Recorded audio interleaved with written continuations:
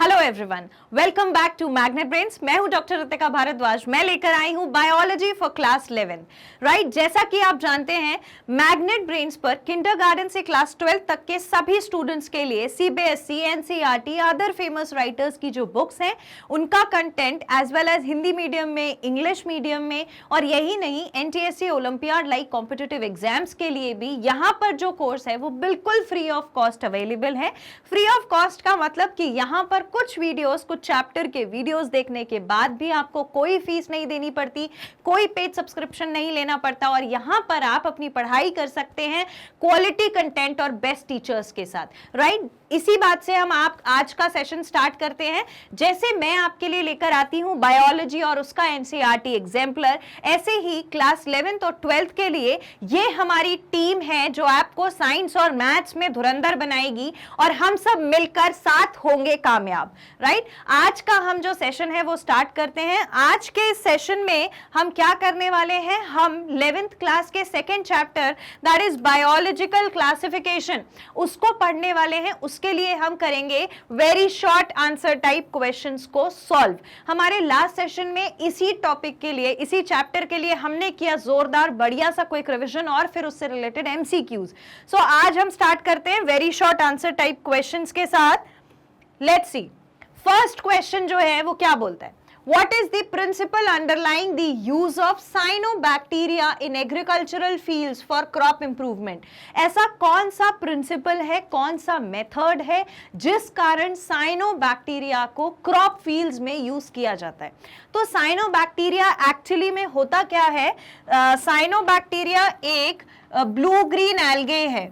It is a blue green algae, और ये जो ब्लू ग्रीन एल्गे है इसको हम इकोसिस्टम में बेसिकली प्रोड्यूसर के नाम से भी जानते हैं। क्यों? क्योंकि ये अपना खाना खुद बना सकते हैं। तो प्रोड्यूसर से हमारा मतलब है ना कि सिर्फ लैंड पर या टेरेस्ट्रियली, लेकिन एक्वेटिक पानी में भी ये खाना बनाते हैं, पानी में रहकर, और उसके बाद लैंड पर रहकर भी they can make their own food. Right, तो इकोसिस्टम में जो ब्लू ग्रीन एल्गे यानी साइनोबैक्टीरिया है वो प्रोड्यूसर्स कहलाते हैं, एक चीज।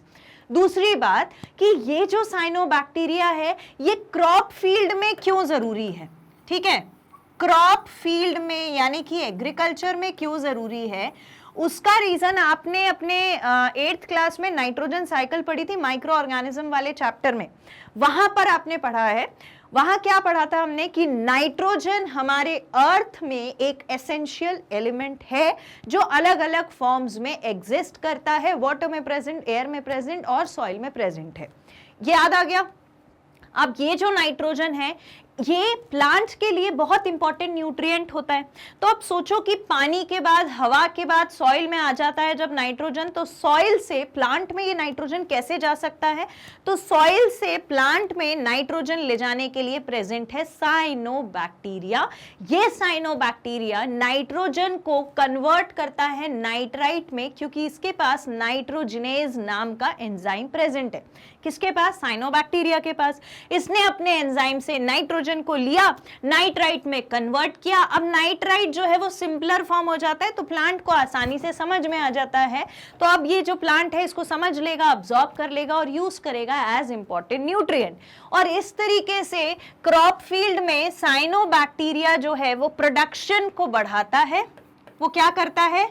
प्रोडक्शन को बढ़ाता है और अच्छा करता है, सॉइल को फर्टिलिटी प्रोवाइड करके, न्यूट्रिएंट। डेफिनेटली जब किसी भी लिविंग ऑर्गेनिज्म के पास न्यूट्रिएंट्स ज्यादा और अच्छे होंगे तो वो अच्छे से उसकी ग्रोथ होगी। तो ये ग्रोथ प्रोडक्शन बहुत अच्छा हो गया प्लांट का, और इसी वजह से हमारी जो क्रॉप है वो इंप्रूव हो जाएगी और हम बोलेंगे क्रॉप इंप्रूवमेंट हो गया। बात समझे? तो इसीलिए ब्लू ग्रीन एल्गे यानी साइनोबैक्टीरिया को यूज किया जाता है सॉइल में, जिससे कि वो नाइट्रोजन को नाइट्राइट में कन्वर्ट करे हेटेरोसिस्ट के अंदर, जहां उसके पास क्या प्रेजेंट है? नाइट्रोजनेज नाम का एंजाइम प्रेजेंट है। और जब ये नाइट्राइट भैया आसान हो जाएगा, टूट जाएगा, इजी हो जाएगा अब्जॉर्ब करने के लिए, तो प्लांट जो है वो उसको अब्जॉर्ब कर लेगा और अच्छी ग्रोथ करेगा, क्रॉप इंप्रूवमेंट हो जाएगा। This is the purpose why cyanobacteria is used by the agricultural for the agricultural processes. लेकिन यहां पर साइनोबैक्टीरिया की बात खत्म नहीं होती है। जो साइनोबैक्टीरिया और ब्लू ग्रीन एल्गे होते हैं, इनके और भी बहुत सारे काम होते हैं। जैसे कि एक साइनोबैक्टीरिया की खास बात ये होती है कि जो बेरिन लैंड होता है, बेरिन लैंड बोले तो अपना जो बंजर जमीन होती है जहां पर फर्टिलिटी नहीं है, जहां कोई प्लांट नहीं है, कोई एनिमल नहीं रह रहा, कोई ऑर्गेनिज्म नहीं रह रहा, ऐसी जगह पर साइनोबैक्टीरिया अपनी कॉलोनी बनाकर रहने लगता है। और जब ऐसी जगह साइनोबैक्टीरिया अपनी कॉलोनी बना के रहेगा तो वो एक माध्यम प्रोवाइड करता है, एक मीडियम प्रोवाइड करता है जिस पर दूसरे ऑर्गेनिजम्स आकर रह सकते हैं और अपना जो अपनी लाइफ है उसको आगे बढ़ा सकते हैं एक बेरिन लैंड पर। इसीलिए भी साइनोबैक्टीरिया जरूरी होता है। तीसरा इंपॉर्टेंट साइनोबैक्टीरिया का होता है कि उसका एक मेडिसिनल पर्पस भी होता है। मेडिसिनल पर्पस मतलब मेडिकल फील्ड में साइनोबैक्टीरिया को एंटीबायोटिक्स बनाने के लिए यूज किया जाता है। और एंटीबायोटिक्स क्या होती हैं? वो ड्रग्स, वो मेडिसिन, वो कॉम्बिनेशन जो हमारे बॉडी में इंफेक्शन को खत्म कर सके, कैसे? इन्फेक्शियस एजेंट को मारकर, यानी कि पैथोजन को मारकर। ये तीन इंपॉर्टेंस होती हैं साइनोबैक्टीरिया की। क्रॉप फील्ड में क्यों प्रोड्यूस होता है ये मैंने आपको समझा दिया। आइए आंसर क्या लिखेंगे? Cyanobacteria are autotrophic microbes. मैंने आपको बताया वो अपना खाना खुद बना सकते हैं। और ये जो BGA लिखा है that stands for blue green algae, ये भी मैं बता चुकी हूं। Cyanobacteria are widely distributed in aquatic and terrestrial environment. मैंने आपको बताया बेरिन लैंड में, पानी में, हर जगह साइनोबैक्टीरिया प्रेजेंट है। These organisms can fix atmospheric nitrogen in specialised cells called heterocyst. Heterocyst के बारे में मैंने आपको बताया, जहां पर ये नाइट्रोजन को फिक्स करेंगे, नाइट्राइट में कन्वर्ट करेंगे। Example nostoc and anabaena. ये नॉस्टॉक एंड एनाबीना जो एग्जाम्पल है ये कॉम्पिटिटिव एग्जाम्स में भी काफी पूछा जाता है। तो इस एग्जाम्पल को बिल्कुल अलग कलर के पेन या पेंसिल से मार्क करके लिख लेना। Blue green algae also adds organic matter to the soil and increase its fertility. Organic matter जैसे nutrients जो हैं उनको ऐड करके ये soil की fertility को भी increase करता है और इसीलिए crop fields में ज़्यादा use किया जाता है। That's it. This is all about the answer to this question. Next question देखिए। नेक्स्ट क्वेश्चन है, suppose you accidentally find an old preserved permanent slide without label. In your effort to identify it, place the slide under microscope and observe the following feature. यानी आपको एक बार घूमते फिरते कहीं lab में ऐसे ही कोई स्लाइड मिल गई। स्लाइड मतलब वो छोटा सा ग्लास का जो स्लाइड होता है जहां पर हम किसी टिश्यू को या सेल स्ट्रक्चर को रख के फिर स्टेन करके माइक्रोस्कोप में देखते हैं। स्टेन करके यानी उसमें कुछ कलर डाल के, ताकि उसके जो स्ट्रक्चर्स हैं वो हमें इजीली आइडेंटिफाई हो सके। अब हम जब इसको माइक्रोस्कोप में देखते हैं, आपको ऐसी स्लाइड मिली जिसके ऊपर कोई नाम ही नहीं लिखा था, कोई नाम मेंशन नहीं है, तो क्या होगा? आप पहचान नहीं पाओगे कि ये क्या है। तो अब आपने क्या किया? आपने उसे माइक्रोस्कोप में रखा, माइक्रोस्कोप पे आपने उसे देखा, तो आपको ये फीचर्स देखने को मिलते हैं। क्या क्या फीचर्स हैं? पहला कि वो ऑर्गेनिज्म यूनिसेल्युलर है, मतलब उसकी बॉडी में सिर्फ एक सेल है। दूसरा, it has well defined nucleus. अब जैसे ही मैं ये स्टेटमेंट देखती हूँ मेरे दिमाग में सेल की एक छवि बन जाती है कि वो प्रोकैरियोट होगा या यूकैरियोट होगा। प्रोकैरियोट प्रिमिटिव जो सेल था उसको बोलते थे, यूकैरियोट थोड़ा एडवांस था जहां पर हर चीज ऑर्गेनाइज्ड हुआ करती थी। और ये स्टेटमेंट कहता है वेल डिफाइंड न्यूक्लियस है, मतलब न्यूक्लियस जो है वो ऑर्गेनाइज्ड है, यानी कि ये यूकैरियोटिक यूनिसेल्युलर ऑर्गेनिज्म है। इतनी बात समझ में आई? आगे देखो, दूसरा हमको दिया हुआ है कि it is biflagellate, one flagellum lying longitudinally and other transversely. जैसे ही मैं इस स्टेटमेंट को देखती हूँ तो मेरी पिक्चर क्लियर हो जाती है, मैं यहाँ इस ऑर्गेनिज्म को पहचान जाती हूँ। कैसे? जब मैंने आपको इस चैप्टर का क्विक रिवीजन कराया था तो वहां मैंने आपको एक ऑर्गेनिज्म का डायग्राम भी बना के दिखाया था और पिक्चर भी दिखाई थी कि सेल वॉल की दो प्लेट्स हैं कुछ इस तरह, आपस में एक दूसरे से जुड़ी हुई, राइट? और उसके पास है फ्लैजिला। एक ऐसा लॉन्ग फ्लैजिला है और दूसरा ऐसा फरों में घुसा हुआ, मतलब कि उसके बीच में जो डिप्रेशन है, जो थोड़ा छेद जैसा है, उसमें घुसा हुआ ट्रांसवर्सली एक फ्लैजिला दिखता है। तो ये ऑर्गेनिज्म ऐसा अगर आपको कहीं आइडेंटिफाई कर लो आप, तो वो कहलाता है डीनोफ्लैजिलेट। डीनोफ्लैजिलेट। और क्योंकि ये ऑर्गेनिज्म यूनिसेल्युलर भी है और उसके साथ साथ वेल डिफाइंड न्यूक्लियस है यानी कि यूकैरियोट भी है, तो मैंने आपको जब एमसीक्यू सॉल्व कराया था तो वहां मैंने आपको बताया था कि जितने भी ऑर्गेनिज्म यूनिसेल्युलर यूकैरियोट हैं वो प्रोटिस्टा में आते हैं और प्रोटिस्टा एक कनेक्टिंग लिंक की तरह एक्ट करता है किसके बीच में, मोनेरा और बाकी के 3 किंगडम फंजाई, प्लांटे और एनिमेलिया के बीच में। तो इन दोनों के बीच का जो कनेक्टिंग लिंक है वो है प्रोटिस्टा। प्रोटिस्टा के पास यूनिसेल्युलर ऑर्गेनिजम्स भी हैं लाइक मोनेरा और यूकैरियोटिक ऑर्गेनिजम्स भी हैं like the other 3 kingdoms, so that is the connecting link between these two set of kingdoms. यहां पे ये 3 फंजाई, एनिमेलिया, प्लांट है और यहां पर मोनेरा। तो यहां हम समझ गए हैं कि ये ऑर्गेनिज्म कैसा है, डिनोफ्लैजिलेट है, यूकैरियोटिक है और यूनिसेल्युलर है। नेक्स्ट में पूछा है what would you identify it as, you name the kingdom it belongs to, कौन से किंगडम को बिलोंग करेगा, प्रोटिस्टा को। आ जाइए आंसर देख लेते हैं अपन। So the answer is dinoflagellates are unicellular eukaryotes, जैसा कि मैंने आपको अभी बताया। Most of them have 2 flagella, ज्यादातर इनके पास 2 फ्लैजेला होते हैं। One lies longitudinally and other transversely in a furrow between the wall plates. एक जो है वो कहां पर प्रेजेंट होता है, एक जो है वो प्रेजेंट होता है लॉन्गिट्यूडनली और दूसरा फरो के बीच में, यानी जो उसके बीच में छेद है 2 प्लेट्स के बीच में, वहां पर फंसा हुआ ट्रांसवर्सली दिखता है। डिनोफ्लैजेलेट्स बिलोंग टू किंगडम प्रोटिस्टा, और किसको बिलोंग करते हैं, प्रोटिस्टा किंगडम को बिलोंग करते हैं dinoflagellates. So this is the answer to the question. अगर आप एक एक कैरेक्टरिस्टिक जो है उसको आइडेंटिफाई करना सीख जाओ, कौन सा यूकैरियोट है, कौन सा प्रोकैरियोट है, यूनिसेल्युलर किस में आते हैं, मल्टीसेल्युलर किस में आते हैं, किसका कैसा फीचर है, तो आप इजीली किसी भी ऑर्गेनिज्म को आइडेंटिफाई कर सकते हो। और जैसा इस क्वेश्चन में डिनोफ्लैजेलेट के लिए पूछा गया, ऐसा किसी और ऑर्गेनिज्म को एग्जाम्पल लेकर भी पूछा जा सकता है। So it's better that you know the key feature, the exclusive feature that every organism has. Okay, next question देखिए। So question number 15 says, how is the 5 kingdom classification advantageous over 2 kingdom classification? अगर हम 5 kingdom और 2 kingdom classification की बात करें तो जो 5 kingdom classification है वो ज्यादा advantageous है in comparison to 2 kingdom classification। वो कैसे? 2 kingdom classification की अगर हम बात करते हैं तो वहां पर ये जो classification है ये किसने दिया था, ये दिया था सर कार्लस लिनस ने, जहां पर उन्होंने ऑर्गेनिजम्स को बहुत सिंपल तरीके से क्लासिफाई कर दिया था बेस्ड ऑन उनका न्यूट्रिशन कैसा है और वो मोटाइल है या नहीं, यानी कि वो मूव कर सकते हैं या नहीं। तो न्यूट्रिशन की अगर हम बात करें तो न्यूट्रिशन जो है वो ऑटोट्रॉफ और हेट्रोट्रॉफ, यानी जो अपना खाना खुद बना रहे हैं वो ऑटोट्रॉफ, जो नहीं बना रहे हैं वो हेट्रोट्रॉफ। तो ऑटोट्रॉफ यानी उन्होंने बोल दिया कि भाई प्लांट्स जो हैं वो फोटोसिंथेसिस कर रहे हैं, मतलब ये एक कैटेगरी है और ये मूव नहीं कर रहे। और एनिमल्स सब जो मूव करने वाले थे, जो दूसरों पे डिपेंड करते थे, उन सबको एक साथ एनिमल में रख दिया। बस यही 2 किंगडम्स के बारे में उन्होंने बात करी थी, राइट। ये हो गया 2 किंगडम क्लासिफिकेशन। लेकिन ये जो 2 किंगडम क्लासिफिकेशन है दिस वाज नॉट एडिक्वेट, ये भरपूर नहीं था दुनिया में प्रेजेंट हर ऑर्गेनिज्म को आइडेंटिफाई करने के लिए। तो फिर आए स्टोरी में हीरो, कौन थे, sir R H. Whittaker in the year 1969, और उन्होंने कहा कि ऑर्गेनिजम्स को अगर क्लासिफाई करना है तो कुछ क्राइटेरियाज होते हैं जिनके बेसिस पे हम उन्हें क्लासिफाई करेंगे।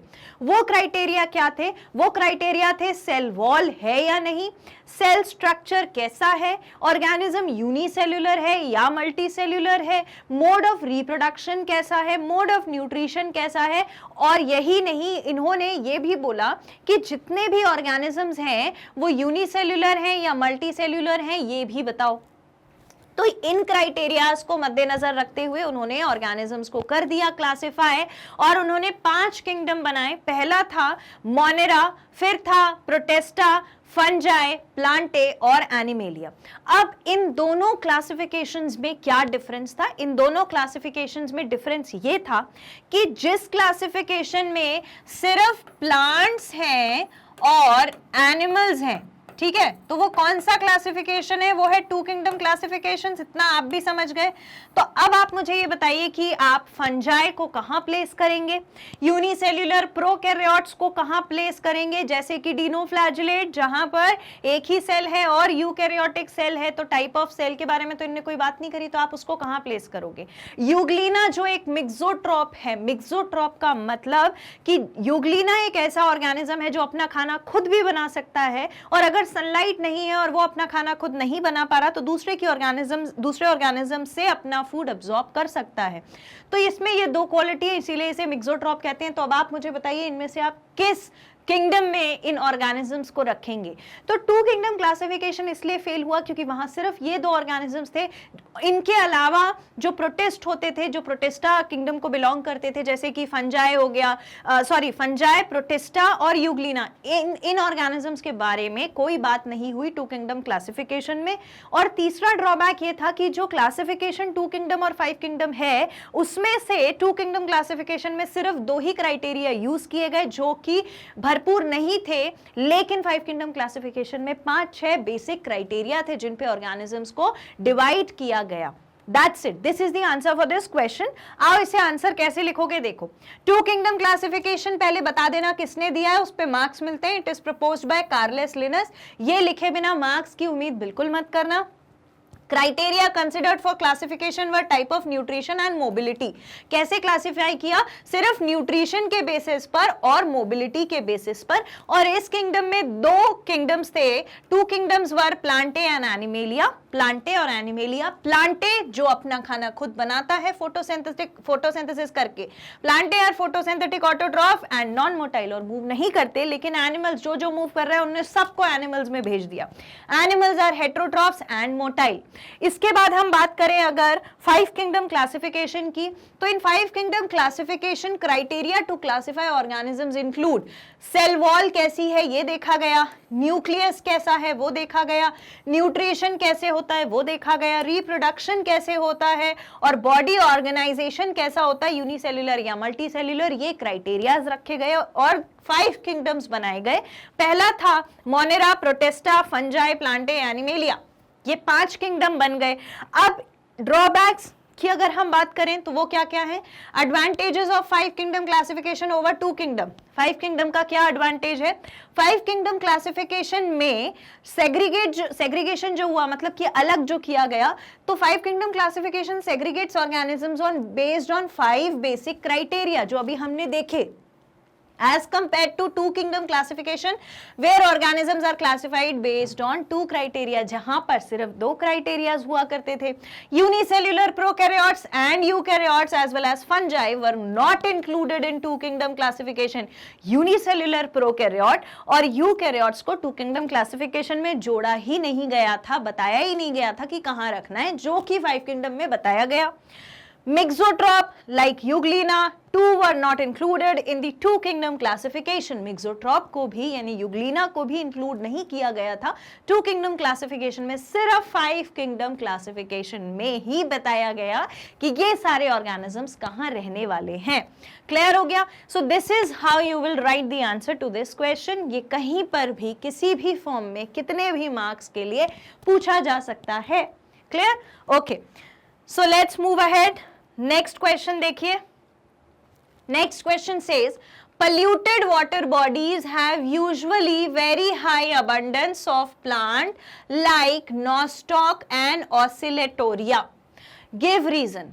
जो पोल्यूटेड पानी होता है यानी गंदा पानी होता है, जहां जिस पानी में गंध होती है वहां पर यूजुअली बहुत हाई होता है नॉस्टॉक और ऑसिलेटोरिया। ऐसा क्यों? तो कोई भी वाटर बॉडी की जब हम बात करते हैं तो वो गंदा कब होता है, पहले तो ये समझ लेते हैं। वो गंदा तब होता है जब उसमें डोमेस्टिक वेस्ट या फिर कोई इंडस्ट्रियल वेस्ट को डाला जाता है। यूजुअली पॉन्ड्स में, लेक्स में डोमेस्टिक वेस्ट डंप होता है, और डोमेस्टिक वेस्ट में ज्यादातर वेस्ट जो है वो होता है बायोडिग्रेडेबल मैटर होता है वहां पर, बायोडिग्रेडेबल ऑर्गेनिक मैटर। अब ये जो बायोडिग्रेडेबल ऑर्गेनिक मैटर है, आप जानते हैं कि इसको आसानी से डीकंपोज किया जा सकता है, तोड़ा जा सकता है, और फिर जो ये अपनी वेस्ट मटेरियल है वो नहीं रहेगा और एनवायरनमेंट को कोई हार्म नहीं पहुंचेगा। तो ये जो बायोडिग्रेडेबल मटेरियल होता है इसके अंदर डेफिनेटली क्या प्रेजेंट होता है, इसके अंदर डेफिनेटली कुछ न्यूट्रिएंट वैल्यू प्रेजेंट होती है। जैसे कि आपको मैंने आर एनवायरनमेंट जब 10th में पढ़ाया था तो वहां मैंने आपको बताया था कि आप कैसे किसी भी वेस्ट को, हाउस होल्ड वेस्ट जैसे कि वेजिटेबल और फ्रूट के जो पील्स होते हैं उससे कंपोस्ट बना सकते हैं, क्योंकि उसमें बहुत सारा न्यूट्रिशन प्रेजेंट है। वही वेस्ट पानी में आ गया तो गंदा तो हुआ लेकिन न्यूट्रिशन न्यूट्रिशन प्रेजेंट था। तो न्यूट्रिशन प्रेजेंट होने की वजह से उस पॉन्ड में या फिर वाटर बॉडी में या लेक में न्यूट्रिएंट बढ़ गया। जैसे ही न्यूट्रिएंट बढ़ा तो सारा का सारा न्यूट्रिएंट इस नॉस्टॉक ने और ऑसिलेटोरिया ने ले लिया। नॉस्टॉक ने अब्सॉर्ब कर लिया और अपनी जो क्वांटिटी है वो बढ़ा ली। नॉस्टॉक ने अपने आप के नंबर बढ़ा लिए, ग्रोथ अच्छी हो गई। भाई किसी को भी आप विटामिन मिनरल खिलाओगे तो वो बढ़िया हट्टा कट्टा हष्ट पुष्ट इंसान हो जाएगा कि नहीं हो जाएगा। बस यहाँ पर भी न्यूट्रिएंट खिला दिया, नॉस्टॉक हष्ट पुष्ट हो गया, बहुत सारे नॉस्टॉक उसने और भी बना दिए, तो इनकी तादाद पानी में बढ़ गई। अब इससे क्या हुआ, ये तो अपने को समझ में आ गया कि पॉल्यूटेड वाटर में क्योंकि डोमेस्टिक वेस्ट जा रहा है और उससे न्यूट्रिएंट निकल रहे हैं, उसको अब्सॉर्ब करके नॉस्टॉक ने अपना नंबर बढ़ा लिया, ये हम समझ गए।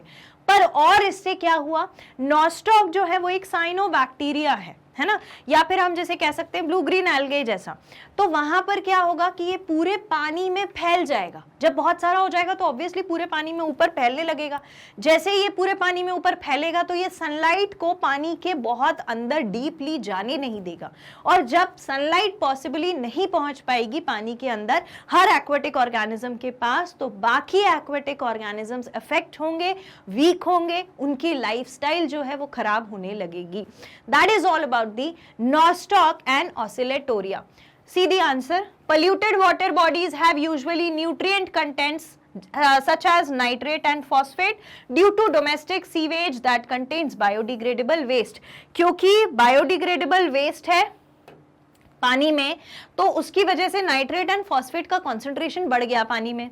Presence of large amount of nutrient in water causes excessive growth of free floating algae. अब ये न्यूट्रिएंट ज्यादा प्रेजेंट था तो फ्री फ्लोटिंग एल्गे जो है उसकी तादाद बढ़ गई, वो न्यूट्रिशन पा पाकर अच्छे तंदुरुस्त हो गए, बहुत सारे बन गए, कॉलोनी में प्रेजेंट हो गए। कॉल्ड एन एल्गल ब्लूम, इसको हम बोलते हैं एल्गल ब्लूम। क्या बोलते हैं,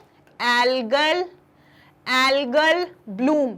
मतलब एल्गे जो है वो अपने चरम सीमा पर पहुंच करके फैल चुकी है, राइट। तो which imparts a distinct colour to water bodies, और इसकी वजह से वाटर बॉडी का कलर भी कभी कभी चेंज हो जाता है। Algal Bloom causes deterioration of the water quality and fish mortality. ये क्या करेगा, फिश मोर्टेलिटी कराने लगता है, वाटर की क्वालिटी डिक्रीज हो जाती है। क्यों, क्योंकि सनलाइट प्रॉपर नहीं पहुंचती उस पानी में प्रेजेंट हर ऑर्गेनिज्म के पास, जो कि एक अफेक्टिंग क्राइटेरिया हो सकता है। बात समझ में आ गई? Okay, so this is all about this question and this answer. This is the way to represent this particular answer. Okay, let's move ahead. Next question देखिए, आर कीमोसिंथेटिक बैक्टीरियाज ऑटोट्रॉफिक और हेट्रोट्रॉफिक? ये bacterias autotrophic हैं या heterotrophic हैं?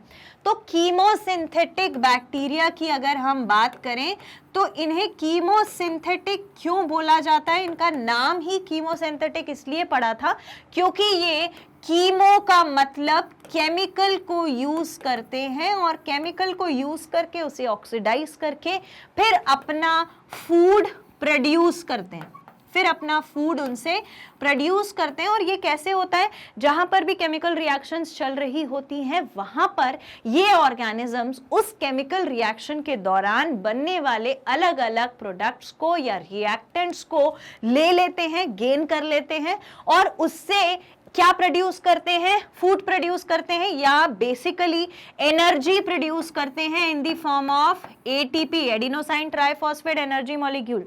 तो इसीलिए chemosynthetic bacteria खुद अपने लिए केमिकल की मदद से फूड प्रिपेयर कर सकते हैं और एनर्जी ले सकते हैं, तो वो ऑटोट्रॉफिक ऑर्गेनिजम्स कहलाते हैं। आइए आंसर देखते हैं। Chemosynthetic bacteria oxidize various inorganic substances. Inorganic substances को तोड़ता है, such as nitrates, nitrites and ammonia, और फिर उसे यूज करता है and use the released energy for their ATP production. उसे यूज करके एटीपी प्रोड्यूस करता है। एटीपी एक एनर्जी मॉलिक्यूल होता है जिसका फुल फॉर्म होता है एडिनोसाइन ट्राइफॉस्फेट। क्लास 10th से हम इसे पढ़ते आ रहे हैं, even before that. So chemosynthetic bacterias are autotrophic in nature, और इसी रीजन की वजह से कीमोसिंथेटिक बैक्टीरियाज ऑटोट्रॉफिक कहलाते हैं, यानी अपना खाना खुद प्रिपेयर करने वाले ऑर्गेनिजम्स कहलाते हैं। क्लियर हो गया? इतनी बात सबको समझ में आ गई? Very good, excellent. So let's move ahead towards the next question. Next question says the common name of pea, pea यानी मटर का पौधा, उसका common name is simpler than its botanical और साइंटिफिक नेम। कॉमन नेम भाई मटर जो है वो कितना इजी है बोलना, लेकिन जो साइंटिफिक नेम है वो है Pisum sativum. Scientific name Pisum sativum, जो कि थोड़ा डिफिकल्ट है। Why then is this simpler common name not used instead of complex scientific botanical name in biology? क्यों बायोलॉजी में कॉमन नेम यूज नहीं होता, भले ही कॉमन नेम कितना भी इजी हो, लेकिन साइंटिफिक या बोटैनिकल नेम ही यूज होता है? ऐसा क्यों है? जैसे हम अगर मैंगो की बात करें, है ना, तो मैंगो को आम भाषा में आम बोलते हैं, राइट, लेकिन साइंटिफिकली मैग्निफेरा इंडिका बोलते हैं। पी को क्या बोलते हैं? मटर, लेकिन जो साइंटिफिक टर्म है वो है पिसम सटाइवम। तो तुम्हें नहीं लगता कि मैग्निफेरा इंडिका और पिसम सटाइवम थोड़ा डिफिकल्ट होगा बोलने के लिए हर आदमी के लिए? बिल्कुल होगा। तो फिर क्यों कॉमन नेम यूज नहीं होता और बोटैनिकल नेम ही यूज होता है या साइंटिफिक नेम ही यूज होता है? इसका रीजन ये है, हो सकता है जहां मैं रहती हूँ वहां पर मैंगो को आम बोला जाता हो, लेकिन अगर मैं किसी और एरिया में, सपोजिंगली साउथ एरिया में चली जाऊं, तो हो सकता है वहां पर मैंगो को कुछ और बोला जाता हो सकता है नॉर्थ के किसी और पोर्शन में कुछ और बोला जाता हो। अलग अलग लैंग्वेजेस में अलग अलग कॉमन नेम्स होते हैं, राइट? और इसी रीजन से हम कॉमन नेम हर जगह यूज नहीं करते। अगर मैं लंदन में जाऊं या साउथ अफ्रीका में जाऊं और वहां जाकर मैं बोलूं कि मुझे आम चाहिए, तो वो लोग समझेंगे ही नहीं। लेकिन अगर मैं बोलूं कि मुझे मैग्निफेरा इंडिका चाहिए या मुझे मटर के जगह मैं बोलूं पिसम सटाइवम का पौधा चाहिए, तो वो इजीली समझ पाएंगे, क्योंकि वो उन्होंने भी अपनी क्लासेस में पढ़ा है और आपने भी अपने क्लासेस में पढ़ा है और मैंने भी अपने क्लासेस में पढ़ा है। तो साइंटिफिक या बोटैनिकल नेम हमेशा इसीलिए यूज होते हैं कि वर्ल्ड वाइड आप उन नेम्स को यूज कर सकते हो, और वर्ल्ड वाइड वो साइंटिफिक नेम वही रहता है। अलग अलग देशों में अलग अलग लैंग्वेजेस में चेंज नहीं होता, इसीलिए हम कॉमन नेम को यूज नहीं करते हैं, जबकि किस चीज को यूज करते हैं? साइंटिफिक नेम को। और ऐसा ना ही सिर्फ साइंटिफिक नेम्स के लिए सही है, मेडिकल फील्ड में ऐसी बहुत सारी चीजें होती हैं जिसको रेफर करने के लिए साइंटिफिक तरीका ही यूज किया जाता है। फॉर एग्जाम्पल, आपने अपने क्लास 10th में डेंटल फॉर्मूला पढ़ा था। वो डेंटल फॉर्मूला आप दुनिया के किसी भी पार्ट में चले जाओ, Hindustan, Pakistan, America, China, Japan, कहीं भी चले जाओ, हर जगह वो क्राइटेरिया वैसा ही होता है, ताकि आज मेरा लिखा हुआ प्रिस्क्रिप्शन अगर आप किसी और कंट्री में जाके दिखाओगे तो वो समझ जाएगा कि मैंने आपके मुंह में प्रेजेंट कौन से टूथ को पॉइंट आउट किया हुआ है। बात समझे? ऐसा जरूरी होता है to collectively identify anything in common. कहीं पर भी किसी भी जगह हम अच्छे से उस चीज को मेंशन करके कॉमनली आइडेंटिफाई कर सके, इसीलिए कोई भी प्रिंसिपल या साइंटिफिक नेम दिया जाता है। आंसर देखिए, as we know that pea vernacular name या फिर local name. Vernacular name, vernacular मतलब होता है कॉमन या local, is simpler than botanical name यानी scientific name Pisum sativum, लेकिन these local names would vary from place to place even within a country। एक ही country में अलग अलग languages में अलग अलग common names हो सकते हैं। There will be confusion created if we did not find ways and means to talk to each other। बहुत confusion create होगा अगर हमारी language में common name same नहीं हुआ, right? To refer the organism we are talking about, जिस organism की हम बात कर रहे हैं, अगर उसका आपकी और मेरी लैंग्वेज में कॉमन नेम एक नहीं है तो फिर प्रॉब्लम आ सकती है, और इस प्रॉब्लम को अवॉइड करने के लिए हमारे पास उसका साइंटिफिक नेम है। Hence there is a need to standardise the naming of living organism such that particular organism is known by the same name all over the world, ताकि वो ऑर्गेनिज्म पूरी दुनिया में एक ही पर्टिकुलर नेम से जानी जाए। बात समझ में आ गई? This is all about the common name and the scientific name of an individual organism. Let's see the next question. Next question is A virus is considered as living organism and an obligate parasite when inside the host cell. जब host cell के अंदर virus रहता है तो उसे एक parasite बोला जाता है या फिर लिविंग ऑर्गेनिज्म बोला जाता है. But virus is not classified along the bacteria और फंजाई. लेकिन वायरस जो है उसको बैक्टीरिया या फंजाई के साथ क्लासिफाइड नहीं किया गया है. What are the characters of virus that are similar to non living object. तो ऐसे क्या फैक्टर्स हैं वायरस में जिसकी वजह से वो हमें एक नॉन लिविंग ऑब्जेक्ट जैसा लगता है.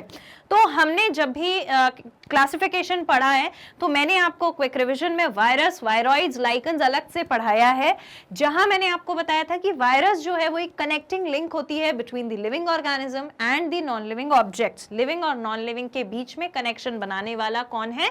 वायरस. ऐसा क्यों? क्योंकि वायरस के पास लिविंग ऑर्गेनिज्म की कई सारी प्रॉपर्टीज नहीं होती हैं. जैसे वायरस के अंदर जो सेल होता है, अपनी बॉडी में क्या होता है, लिविंग ऑर्गेनिज्म की बॉडी में सेल होता है, सेल के पास सेल मेम्ब्रेन होती है, साइटोप्लाज्म होता है, न्यूक्लियस होता है, सेल ऑर्गेनेलीज होती हैं जो प्रोटीन बनाती हैं और बाकी के काम करती हैं सेल के अंदर. लेकिन वायरस के पास ऐसी कोई ऑर्गेनाइजेशन नहीं होती. वायरस के पास ना तो कोई सेल मेम्ब्रेन है, ना तो उसके पास कोई साइटोप्लाज्म है, ना तो कोई न्यूक्लियस है, ना ही सेल ऑर्गेनेली है. तो मतलब बेसिकली सेल की कोई भी प्रॉपर्टी देखने को नहीं मिलती वायरस के पास. इसीलिए हम उसे नॉन लिविंग ऑब्जेक्ट में रखते हैं. दूसरी चीज, इसके अलावा अगर हम सिर्फ सेल स्ट्रक्चर की बात ना करें तो लिविंग ऑर्गेनिज्म के कैरेक्टरिस्टिक्स होते हैं ग्रोथ और रेप्लिकेशन. अगर वायरस किसी होस्ट की बॉडी के सेल के अंदर जाके ना रहे तो ना ही वो रेप्लिकेट कर सकता है, यानी कि अपने जैसा कोई और ऑर्गेनिज्म बना सकता है, और ना ही उसमें कोई ग्रोथ देखी जाएगी. और जब वायरस के अंदर लिविंग ऑर्गेनिज्म के कुछ क्राइटेरियाज देखे ही नहीं जा रहे तो हम उसे लिविंग कैसे माने? हम उसे लिविंग सिर्फ इसलिए मानते हैं क्योंकि जैसे ही वायरस एक होस्ट की बॉडी के सेल के अंदर जाता है तो वहां पर लिविंग की प्रॉपर्टी शो करने लगता है, रेप्लिकेट होने लगता है, ग्रो होने लगता है, और लिविंग ऑर्गेनिज्म के सारे कैरेक्टर्स देखने को मिलते हैं वायरस के अंदर. इसके अलावा वायरस में नॉन लिविंग ऑब्जेक्ट जैसा और क्या होता है, वायरस को हम क्रिस्टलाइज कर सकते हैं, जिसके बारे में मैंने आपको एमसीक्यू में भी बताया था. क्रिस्टलाइज करने का मतलब है कि वायरस को एक ऑब्जेक्ट की तरह, जैसे अपन किसी मशीनरी को खोल लेते हैं, सपोजिंगली हम कंप्यूटर की बात करें तो आप कीबोर्ड और स्क्रीन और सीपीयू हर चीज को, माउस को अलग करके रख सकते हो. लेकिन आप मेरी बॉडी में क्या ये चीजें अलग करके रख सकते हो? आप मेरा हेड अलग कर दोगे, कुछ चलेगा ही नहीं, बॉडी खत्म. हाथ अलग कर दोगे, चलेगा ही नहीं, खत्म, प्रोसेस खत्म हो जाएगी. तो वायरस को हम इस तरीके से अलग करके उसके पार्ट्स को और पढ़ सकते हैं, साइंटिफिक स्टडी कर सकते हैं, तो क्रिस्टलाइज हो सकता है एक्सरेज की मदद से. लेकिन यहां पर लिविंग ऑर्गेनिज्म जो है वो क्रिस्टलाइज नहीं होता. तो ये भी एक क्राइटेरिया है जिसकी वजह से हमने वायरस को नॉन लिविंग कैटेगरी में रखा है.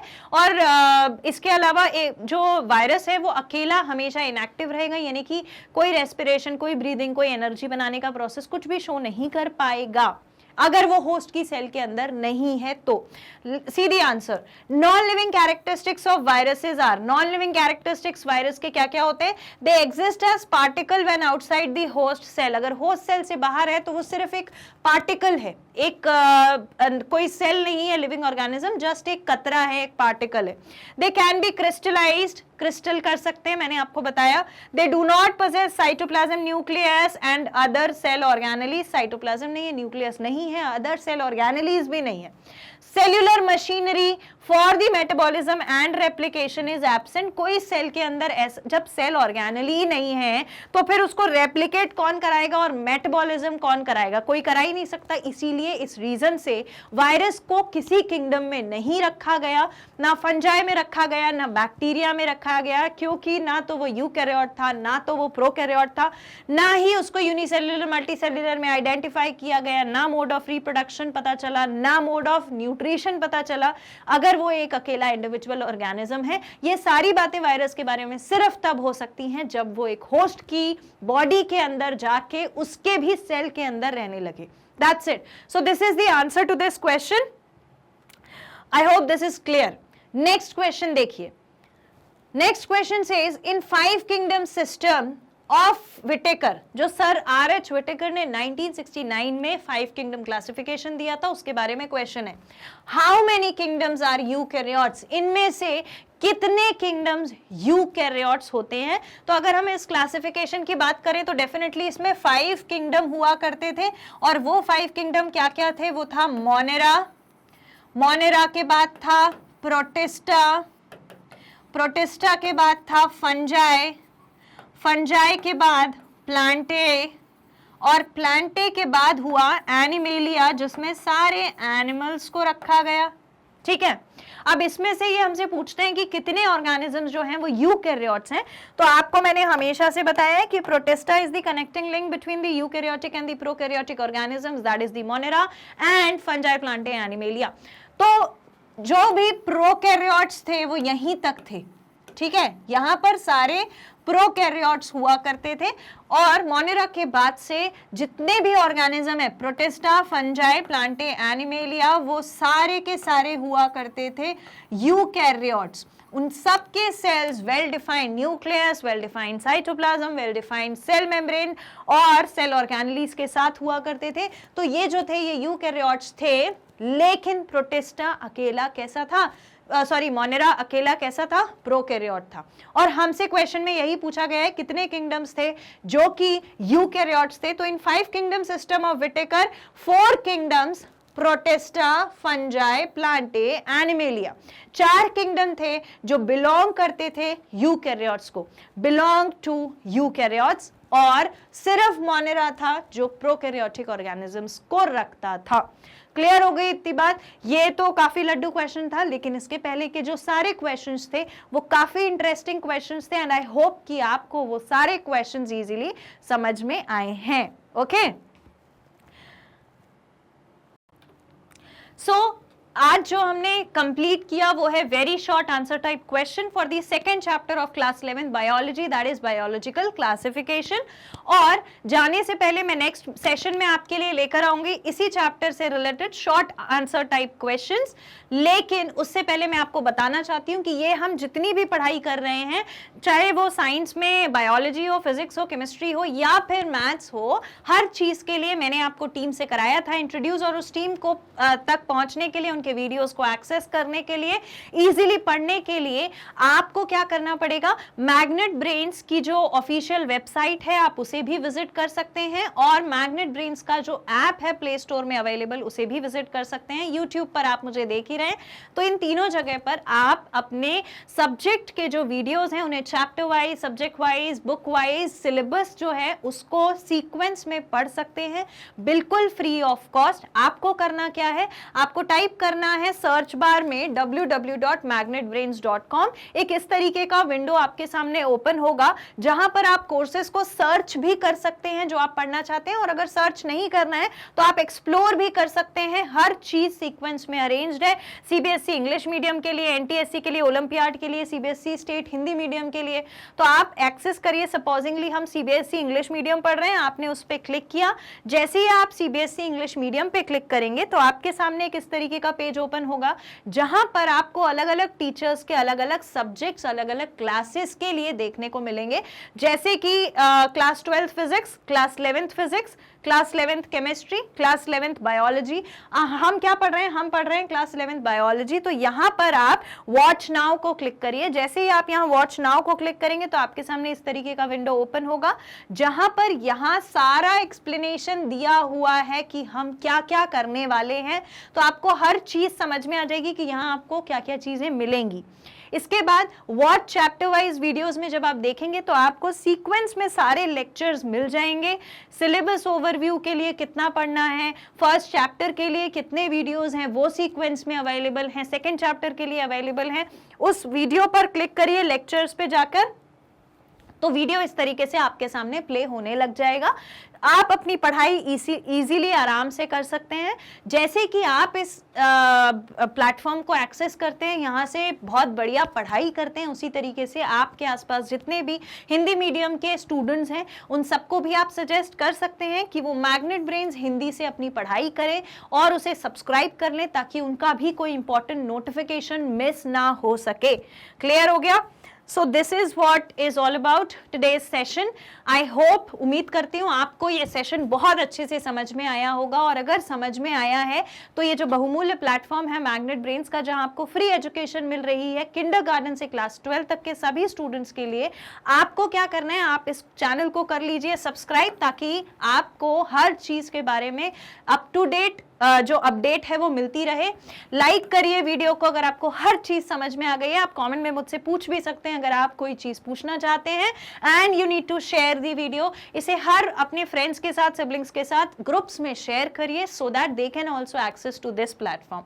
Thank you so much.